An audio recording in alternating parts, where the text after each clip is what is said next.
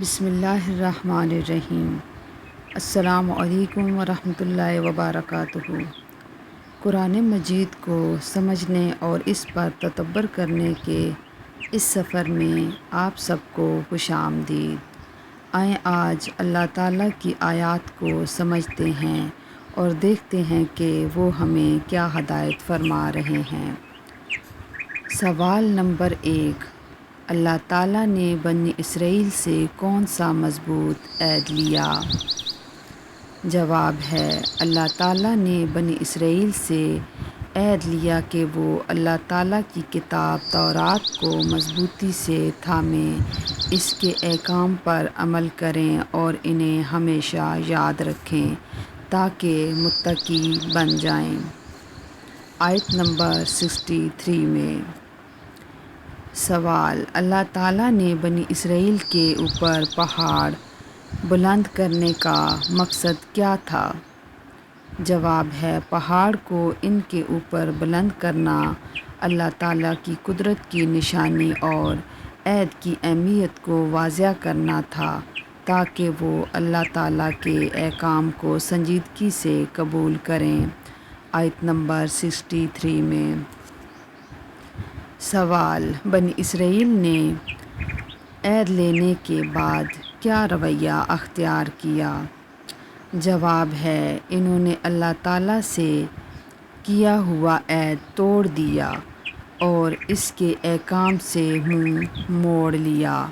آیت نمبر 64 میں سوال، اگر اللہ تعالیٰ کا فضل و رحمت نہ ہوتی تو بنی اسرائیل کا کیا انجام ہوتا؟ اس کا جواب ہے، اگر اللہ تعالیٰ کا فضل و رحمت شامل حال نہ ہوتی تو وہ خسارہ اٹھانے والوں میں شامل ہو جاتے۔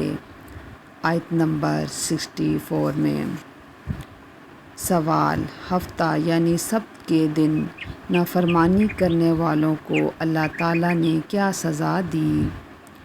اس کا جواب ہے، اللہ تعالیٰ نے انہیں ذلیل بندر بن جانے کا حکم دیا۔ آیت نمبر 65 میں سوال، اللہ تعالیٰ نے اصحاب سبت کے واقعے کو کس مقصد کے لیے بیان فرمایا؟ اس کا جواب ہے، تاکہ یہ واقعہ اس زمانے کے لوگوں اور آنے والے نسلوں کے لیے عبرت اور پرہیزگاروں کے لیے نصیحت بن جائے۔ آیت نمبر 66 میں سوال نمبر 7، حضرت موسیٰ علیہ السلام اپنی قوم کو اللہ تعالیٰ کا کون سا حکم سنایا؟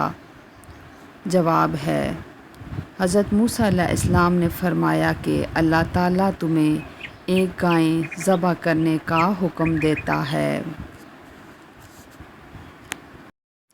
تو آئیے اب ان سوالوں کی شارٹ تفسیر سمجھتے ہیں۔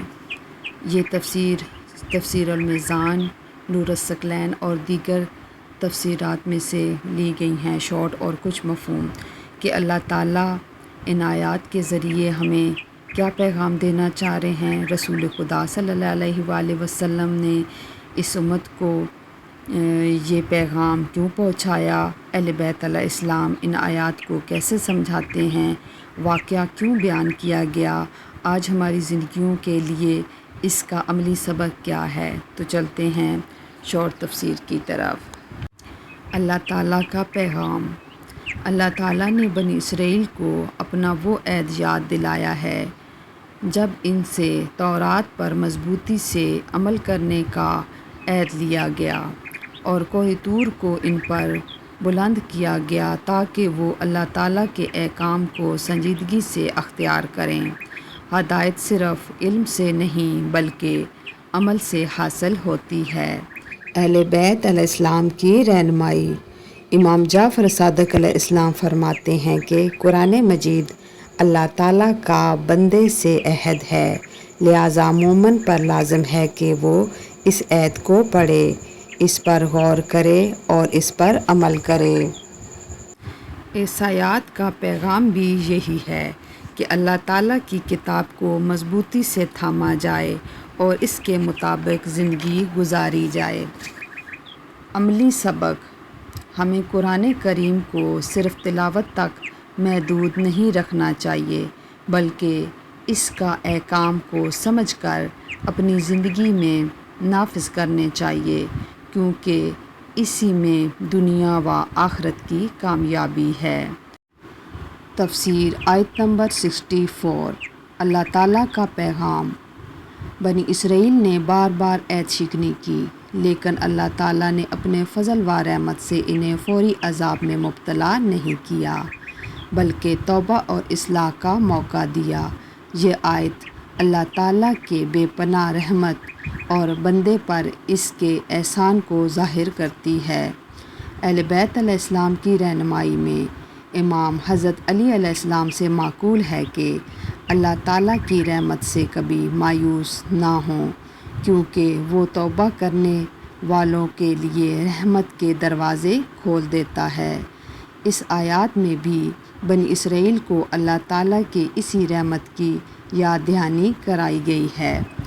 عملی سبق: اگر انسان سے غلطی ہو جائے تو اسے مایوس ہونے کے بجائے فوراً اللہ تعالیٰ کی طرف رجوع کرنا چاہیے، کیونکہ اس کی رحمت ہمارے گناہوں سے کہیں زیادہ وسیع ہے۔ تفسیر آیت نمبر 65۔ اللہ تعالیٰ نے بنی اسرائیل کے اس گروہ کا واقعہ بیان کرتے ہیں جنہوں نے ہفتہ سبت کے حکم کی نافرمانی کی، تو انہیں عبرتناک سزا دی گئی۔ اس سے معلوم ہوتا ہے کہ اللہ تعالیٰ کے احکام کا مذاق اڑانا اور جان بوجھ کر نافرمانی کرنا انسان کو ہلاکت میں ڈال دیتا ہے۔ اہل بیت علیہ السلام کی رہنمائی میں امام محمد باقر علیہ السلام فرماتے ہیں کہ اللہ تعالیٰ کی نافرمانی پر اصرار دل کو سخت کر دیتا ہے، جبکہ اطاعت انسان کو اللہ تعالیٰ کے قریب لے جاتی ہے۔ یہ آیات اطاعت اور نافرمانی کے انجام کی یاد دہانی ہے۔ عملی سبق: اللہ تعالیٰ کے احکام کو معمولی نہ سمجھیں، بلکہ اخلاص کے ساتھ ان پر عمل کریں اور نافرمانی سے بچیں۔ آیت نمبر 66 میں اللہ تعالیٰ نے اس واقعے کو صرف اس زمانے کے لوگوں کے لیے نہیں، بلکہ آنے والی نسلوں کے لیے بھی عبرت اور اہل تقویٰ کے لیے نصیحت بنایا، تاکہ لوگ نافرمانی کے انجام سے سبق حاصل کریں۔ اہل بیت علیہ السلام کی رہنمائی میں امام جعفر صادق علیہ السلام فرماتے ہیں کہ عقل مند وہ ہے جو دوسروں کے انجام سے عبرت حاصل کرے، اس سے پہلے کہ خود آزمائش میں پڑ جائے۔ عملی سبق: قرآن کریم میں بیان کی گئے واقعات صرف تاریخی نہیں، بلکہ ہماری اصلاح اور ہدایت کے لیے ہیں۔ ہمیں ان سے سبق حاصل کرنا چاہیے، اپنی زندگی درست کرنی چاہیے۔ تفسیر آیت نمبر 67۔ اللہ تعالیٰ نے حضرت موسیٰ علیہ السلام کے ذریعے بنی اسرائیل کو ایک گائے ذبح کرنے کا حکم دیا ہے، لیکن انہوں نے حکم پر فوراً عمل کرنے کے بجائے بار بار سوالات اور بہانے بنائے۔ اللہ تعالیٰ ہمیں سکھاتا ہے کہ اس کے احکام کے سامنے عاجزی اور اطاعت اختیار کریں۔ اہل بیت علیہ السلام کی رہنمائی میں امام جعفر صادق علیہ السلام نے فرمایا کہ جب اللہ تعالیٰ اور اس کے رسول کا حکم واضح ہو جائے تو مومن کا کام اطاعت کرنا ہے، نہ کہ بے جا بحث اور ضد میں پڑنا۔ عملی سبق: اللہ تعالیٰ کے حکم پر خوشدلی سے عمل کریں، کیونکہ بے جا سوالات اور بہانے انسان کو ہدایت سے دور کر دیتے ہیں۔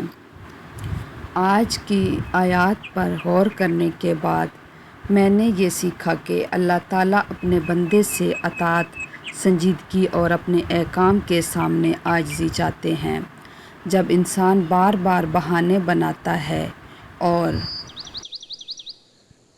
اللہ تعالیٰ کے حکم کو ٹالتا ہے تو وہ اپنے لیے ہی مشکلیں پیدا کرتا ہے۔ اس لیے ہمیں کوشش کرنی چاہیے کہ قرآن مجید کو صرف پڑھنا ہی نہیں بلکہ اسے سمجھ کر اپنی زندگی میں بھی نافذ کرنا ہے۔ وما علینا الا البلاغ المبین۔ اگر یہ ویڈیو آپ کے لیے نفع بخش ہو تو چینل کو سبسکرائب اور بیل آئیکن کو ضرور پریس کیجیے گا اور اپنی قیمتی رائے سے آگاہ کے لیے کمنٹ لازمی کیجیے گا۔ جزاک اللہ۔